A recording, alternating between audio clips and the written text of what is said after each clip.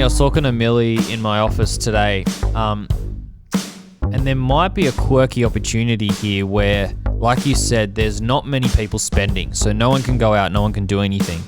And if you've just lost your job and you're on the $750 a week, given you don't have any high expenses like rent, and you might be young enough to be living at home, still on your $750 a week, or your rent is paused, so you don't have many expenses, you've got this money coming in, and really this is a prime opportunity for people to start a management career, because it's them, their laptop, Skypes with artists, and they can take bets on artists that aren't making money at the moment and try to grow their careers while this whole pandemic is happening.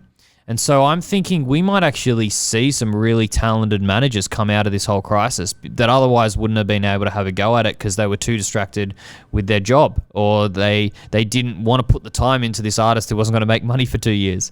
I know that's how I started as a manager. I was still living at home.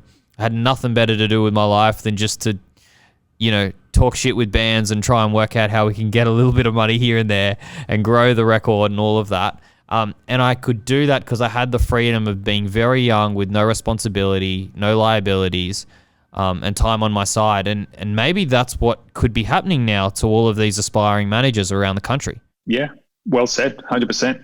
There is definitely, there's a huge amount of government support right now that is giving businesses and individuals opportunities that they didn't have before. So that is a very good way of looking at it. And I don't know, for some reason, the idea of Detroit came to mind. That cities like Detroit where, not so much now, but, 10 years ago, really distressed city where it's so cheap to live there. A lot of creativity is born out of places like that. So this idea that, we've got nothing to lose, let's give it a go. And I was also going to laugh too, because I said to Rach, my wife, the other day, or probably a few weeks ago, I was like, oh, this is great. We've got so much more time. We could start a new business. And Rach is like, do you really need a new business? I think you've got enough. But, that's that entrepreneurial mindset. Yeah, if I know Rach, that definitely would have been her response. Come on, mate, put your head in. Pull your head in.